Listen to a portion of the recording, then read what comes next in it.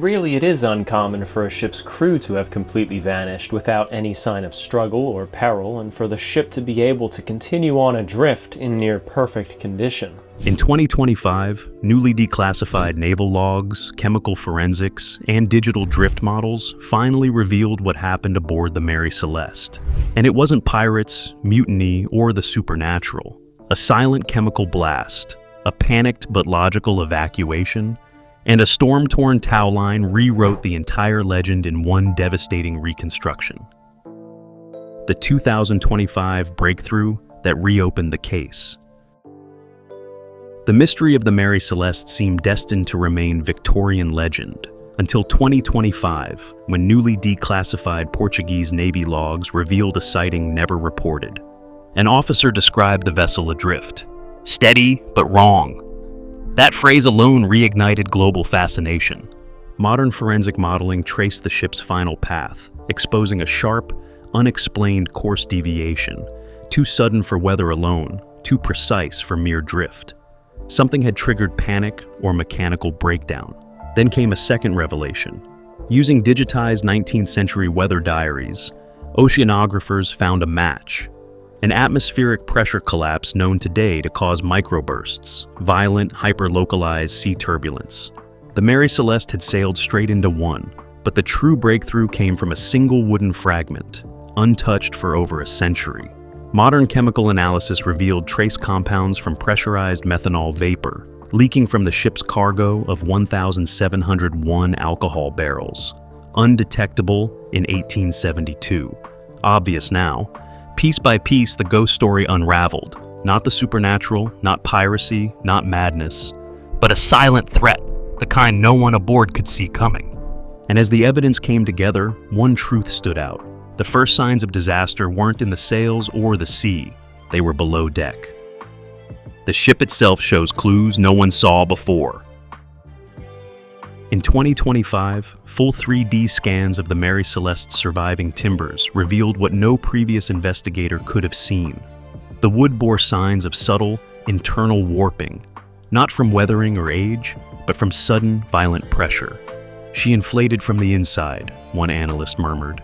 Spectroscopy exposed faint, microscopic burn traces along the interior, too delicate for the naked eye, too subtle for 19th century tools. Not open flames, not a fire, a flash event. A sudden, silent burst of heat that scorched without consuming. Then came the chemical fingerprint. Methanol vapor, trapped in the grain of the wood. The cargo of 1,701 alcohol barrels hadn't leaked visibly. It had vaporized. Invisible, odorless, and deadly. Collecting in the ship's hold, pressurizing quietly until even the smallest spark could trigger a detonation. Pressure mapping confirmed it. Interior planks bowed outward. No hull rupture, no debris, just a single, silent pressure wave, enough to terrify, not destroy. The crew wasn't cursed. They weren't fleeing pirates or phantoms. They were reacting to something real, immediate. A blast that didn't burn the ship, but warned them it might. Faced with a choice, they chose escape. The Mary Celeste didn't swallow her crew. She scared them off, seconds before the real disaster might have. The terrifying chemical chain reaction. As investigators reconstructed events aboard the Mary Celeste, the long missing sequence finally clicked into place. It began with her cargo, 1,701 barrels of industrial alcohol sealed in porous wooden casks. Over weeks at sea, methanol vapor seeped quietly into the lower deck, odorless, invisible, accumulating in silence. They were sailing on a bomb they couldn't smell, one chemist said. Then came the shift. Weather logs from 1872 revealed a sudden cold front drop just hours before the ship was found adrift. The cooling caused the gas to expand rapidly, pressurizing the hold. Below decks, the crew likely heard timbers groan, felt strange warmth, sensed danger rising from beneath. Unease turned to dread. Then, ignition. Modern simulations show that even the smallest spark, static, a shifting barrel, the strike of a lantern, could trigger a flash-fire detonation. No roaring blaze, just a concussive burst of blue-white heat. A shockwave, a single, terrifying jolt. Microscopic soot found in 2025 confirmed it. To the crew, it would have felt like the ship had seconds to live. They didn't panic. They responded, lowered the lifeboat, tied it off, moved away, planning to return once the threat passed. But the ocean doesn't wait. A snapped line, a rising swell, and suddenly they were drifting, watching their vessel disappear behind them. The Mary Celeste wasn't cursed. She was misread. Her crew didn't vanish without cause. They made a calculated choice, and it was the wrong one. The lifeboat's absence finally makes sense. For decades, the missing lifeboat fueled theories of mutiny, piracy, or supernatural escape. But in 2025, forensic detail finally revealed the truth. Rope fibers still clinging to the Mary Celeste's davits showed storm-frayed patterns, not clean cuts.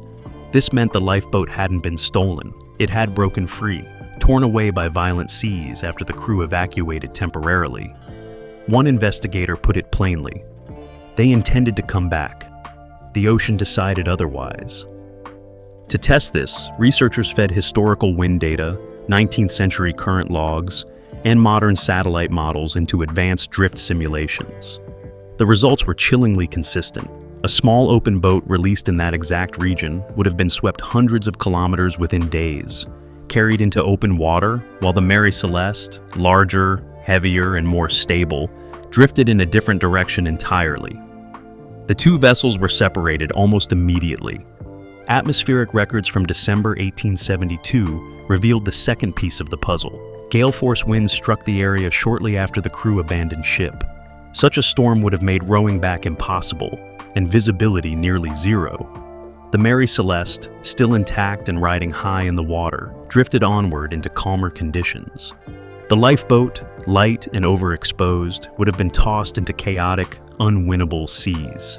The most heartbreaking clue was what wasn't taken: food, charts, weapons, and personal belongings, all left neatly behind. This confirmed the crew never planned a permanent escape. Their evacuation was a temporary safety measure, a calculated response to what they believed was an impending explosion. They were waiting for the ship to stabilize so they could reboard. Instead, the ocean separated them in minutes. Lost at sea with no provisions, little navigation, and a worsening storm behind them, the crew faced a slow, helpless drift into the vast Atlantic.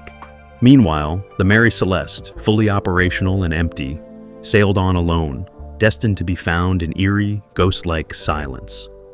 The lifeboat didn't solve the mystery. It revealed its tragedy. The captain's logbook reveals a critical oversight. The final breakthrough didn't come from a new artifact, but from an old one, seen differently. Captain Benjamin Briggs's logbook, long thought exhausted of secrets, was re-examined in 2025 using multispectral imaging. Beneath faded pencil strokes, hidden lines emerged. Fumes rising. Disturbance in hold.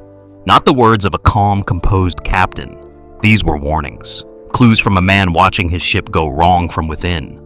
Further annotations revealed Briggs battling erratic compass readings, likely from magnetic anomalies common in that stretch of the Atlantic. His once precise handwriting grew erratic, his confidence shaken. Then came the final entry, testing the pumps. Historians had puzzled over it for years, but placed beside evidence of methanol vapor buildup, its meaning changed. Briggs wasn't worried about flooding. He feared pressure. He feared something hidden, building in silence below deck. He didn't have vapor sensors or gas meters, just instinct and concern for his crew. Briggs didn't flee superstition. He responded to a chemical threat he couldn't see but felt. He made a calculated choice: evacuate, wait, return. But the sea never gave him that chance. The logbook didn't solve the mystery. It did something more. It showed us a captain, not lost to legend, but locked in a battle with a danger his era couldn't define. Misinterpretations that misled investigators for 150 years. For over a century, the Mary Celeste remained legend not because evidence was missing, but because nearly everything was misread. The crew's tidy quarters, boots in corners, pipes on tables, were seen as signs of calm. But in 2025, forensic analysts saw it differently. A quick, calculated evacuation. The kind made when you expect to return in minutes. They left everything, one expert said, because they didn't think they were leaving. Victorian sensationalism only deepened the confusion. Newspapers romanticized the scene. Naval officers speculated wildly. Reports described the ship as untouched, feeding ghost stories that drowned out real clues. But the most damaging mistake? The barrels. In 1872, inspectors declared the cargo of industrial alcohol intact, but modern chemical testing proved otherwise. Methanol vapor had leaked silently, invisibly, beyond the reach of 19th century science.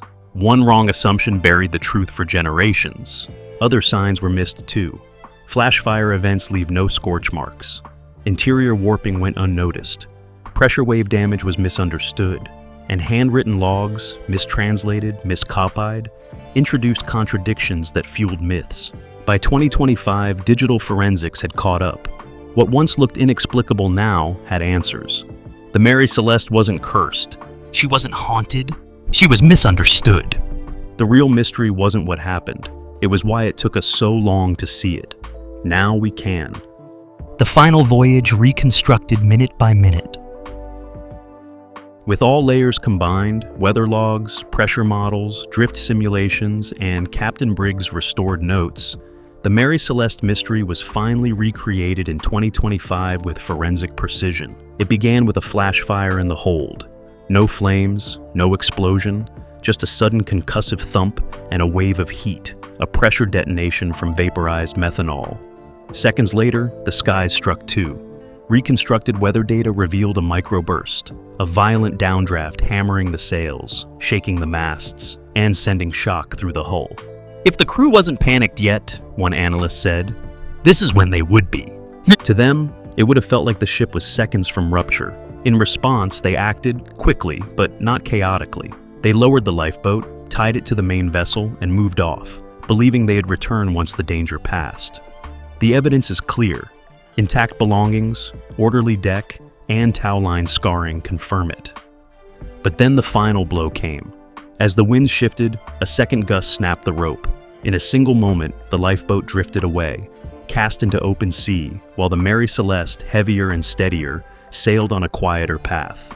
Drift modeling shows the separation was rapid. The crew, without supplies, compass, or time, watched their ship vanish into distance and missed. They hadn't fled. They'd waited, and the storm took their chance to return. Hours later, the Mary Celeste was found, intact, calm, eerily silent, not haunted, not cursed, just empty. In the end, the truth was simple and devastating. Not a ghost story, just the wrong decision at the wrong moment, sealed forever by wind, fire, and bad luck. Forensic evidence, on the whole, ends the paranormal theories.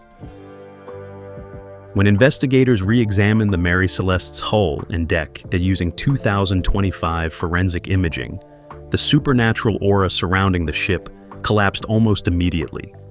The salt crystal patterns dried along the railings, once dramatized as proof of a violent struggle, were revealed to be nothing more than the natural residue left by an unmanned vessel drifting for days, rising and falling with the sea's rhythm. The deck told no story of chaos, no signs of panic, no hint of intruders. As one analyst remarked, it moved like an empty ship, not a crime scene. Laser scanning confirmed the truth with even more finality. The hull showed no foreign fingerprints, no blood proteins, no blade marks, and no impressions consistent with grappling hooks or boarding attempts. This single sweep eliminated the last romantic theories of piracy, mutiny, kidnapping, or supernatural intervention. Ideas that had persisted more out of Victorian imagination than evidence. The Mary Celeste, it turned out, had never been touched by another crew. Then investigators addressed the infamous mysterious indentations that fueled paranormal speculation for decades. Under detailed structural analysis, these marks matched perfectly with internal pressure bulging, the exact effect produced when methanol vapor ignites inside a sealed space. A flash fire doesn't tear a ship apart. It creates a brief, violent shock wave that leaves subtle outward stress signatures. Controlled lab recreations in 2025 duplicated the pattern almost exactly. The most decisive proof came in the cargo hold. Under UV illumination, specialists uncovered thin, ghost-like soot patterns invisible to the naked eye, residue left by a vapor flash fire that burns too fast to leave charring or open flames. These microscopic trails were the chemical fingerprints of a split-second detonation, the kind Briggs's crew could only interpret as the ship preparing to explode. All evidence converged on one clear conclusion.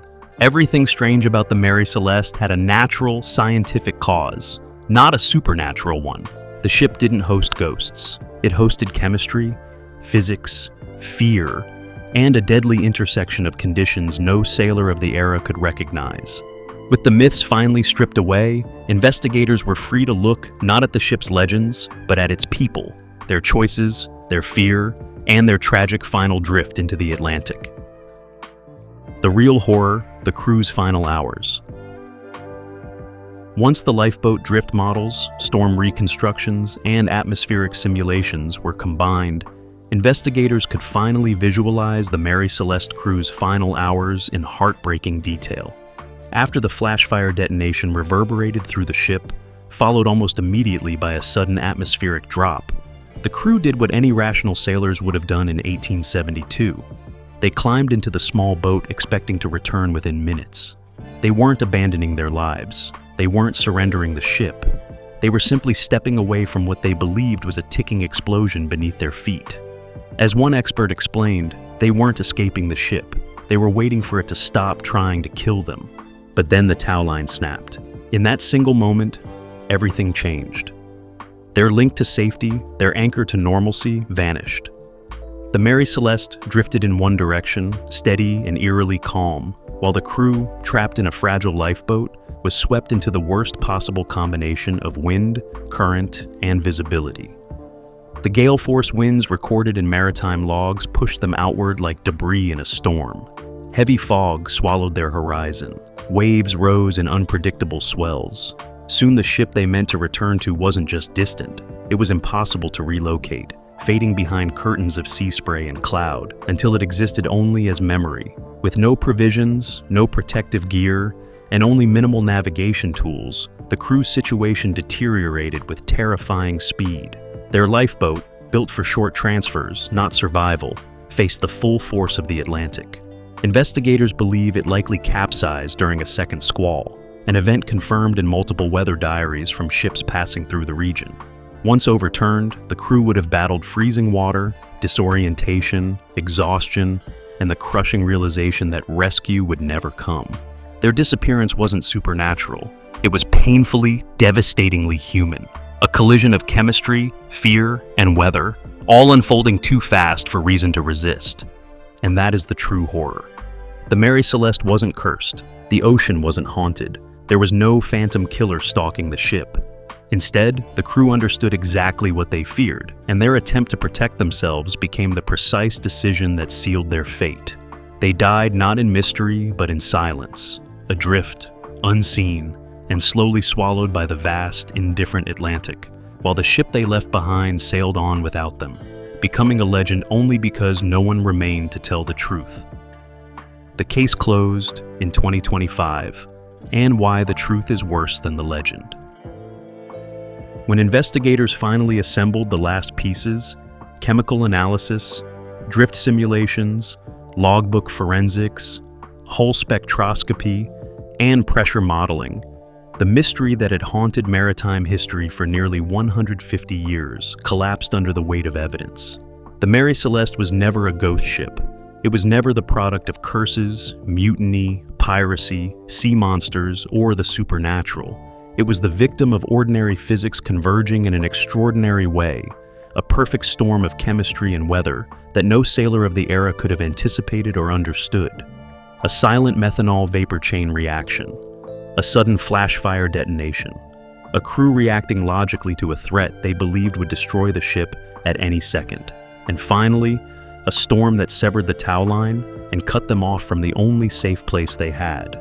One researcher summarized the entire tragedy in a single sentence: "The truth isn't mystical, it's tragic." That line captures why the real explanation is far more haunting than any legend that followed. What makes the truth worse than the legend is its painfully human scale. There was no dark omen, no ghostly hand guiding events, no malevolent force lurking in the fog. There was only a responsible captain, desperately trying to protect his crew and family From an invisible chemical threat he had no scientific framework to identify. There were sailors responding to sounds, heat, pressure, and chaos inside the hold, phenomena that modern science easily explains, but which in 1872 must have felt like the prelude to an explosion. And there was a single lifeboat, lowered in caution, torn free not by sabotage or fear, but by storm winds nature has repeated 1,000 times without concern for who suffers beneath them. The Mary Celeste drifted on because the ship itself was strong, stable, and unharmed. Her people didn't drift on because they were vulnerable, exposed, and stranded in an ocean that had no obligation to return them. In the end, the true story is far more haunting than any ghost tale because it strips away fantasy and leaves only reality. A preventable chemical accident, a split-second decision born of fear, a miscalculation that turned temporary precaution into permanent loss, and a crew swallowed not by mystery, but by the indifference of the sea. The 2025 investigation closes the case forever, revealing what no legend wanted to admit. The ship was never cursed. It was simply, devastatingly, misunderstood, and unbearably human. The truth behind the Mary Celeste isn't mystical, it's far more tragic. A crew confronting an invisible danger, a decision meant to save their lives, and an ocean that offered no mercy. In the end, the ship wasn't haunted. It was drifting because its people never made it back. The legend was mystery, reality was loss,